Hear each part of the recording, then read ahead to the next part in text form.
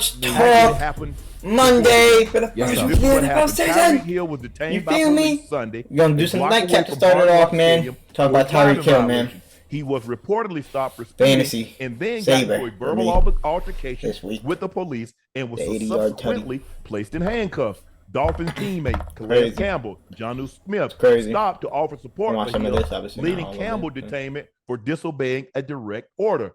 Miami-Dade Police Department released a statement requesting an immediate review of the incident. One of the officers involved in the Hill detainment was placed on administrative duties during the investigation. No, not administrative leave, administrative duty, which means he's going to be at the desk. He's not going to be in the field. Let's take a listen to what Javon Holland and Tyreek had to say after the game about the incident. And then I seen the clip, cop like kicked him or something like that. It was crazy. So that's got to get handled. You know what I'm saying? Excessive force on a black man, that's not uncommon. It's a very common thing in America, so I think that needs to be addressed at a country-wide level. So yeah, I don't think that shit is cool at all. But you know, it's not unnatural or not uncommon for cops to do that type of shit, especially the black man. So that needs to be addressed for sure. I've been trying to figure that out too. And right now I'm still trying to put it all together. So I'm not gonna give you. I got scared, but I probably wasn't gonna play or something. That I still don't know what happened. You know what I'm saying? But I do want to say, I do want to be able to use this platform to say, like, what if I wasn't Tyreek Hill, bro? So I got a lot of respect for cops, man. But obviously, you know. Dude, the dash. I was thinking, bro, Tyreek, they're not gonna shoot you, so all you gotta do is run, bro. That's all you got. All Tyreek has to do is run. He'll never get caught, ever.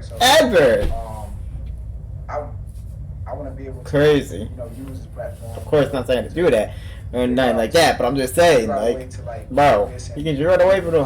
On both ends, on my end, and then also Miami-Dade. You know, so that way we can team together and, you know, do something positive for the community. Ocho, what was we're gonna discuss the game. Yeah.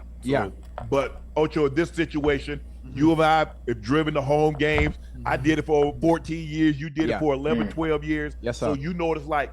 Lay out, give the fans an idea. You go into the stadium.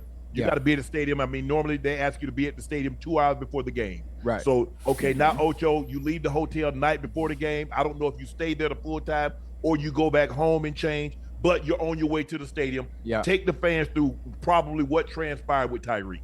I mean, well, obviously he was headed to the stadium. I mean, the rest, if I'm looking at the background, that's right outside the stadium, outside of Miami Gardens, because you can see the stadium, in the background. So obviously he was right there. I'm not sure what actually happened. I'm not sure what time it was. I'm not sure if it was running late. So obviously, if you're stopping for a driving violation, the only type of driving violation you could have 2 hours before a game would have to be speeding of some sort, maybe not using your signal.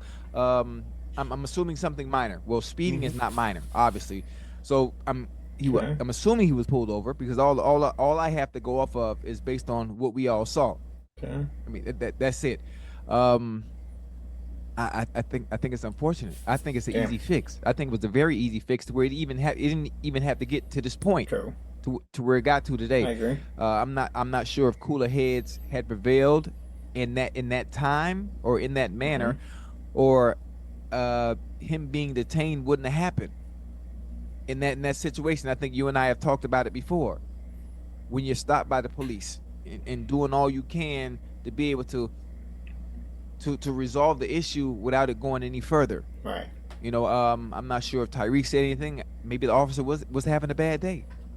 Was having a bad day, but there has to be some level of respect on both ends. The officer having a bad day, there's no excuse. Where this doesn't happen. The fact that I don't have the evidence on what really happened and what transpired for it to get to that point, it's hard for me to dig deeper and say some of the things I want to say outside of the fact it shouldn't get to that point, though. There should be a level of respect on both ends. Obviously, especially Miami Police Department. If you work in a game, you're on detail at the game, and you know it's a player. Obviously, maybe extending him a little grace if he is running late, letting him know, hey, Reek, if anything, just slow down a little bit, baby, because you got people, you got foot traffic.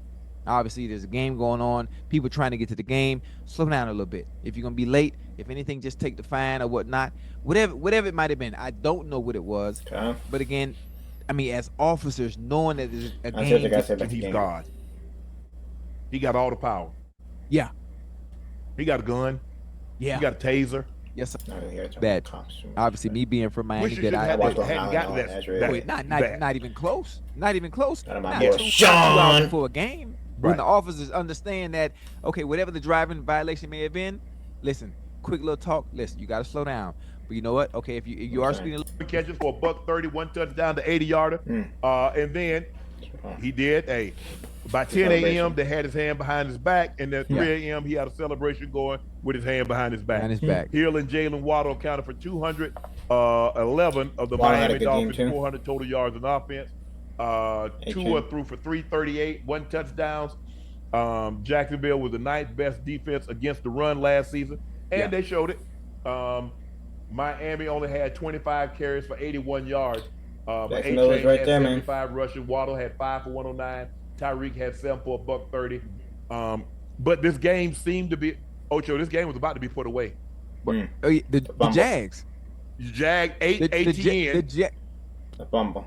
And dude comes and peanut punches. They get the ball, and 2 plays later, Tyreek. So what was about to be a 24/7 ball game, Ocho? Right. Now all of a sudden you get the ball at the 20, and 2 plays later, Tyreek's in the end zone. Yeah. And so now what was supposed to be 24/7 is 17-14. Now you get the crowd's back in the game. Now the defense starting to feel good about it. I mean, let me know your thoughts.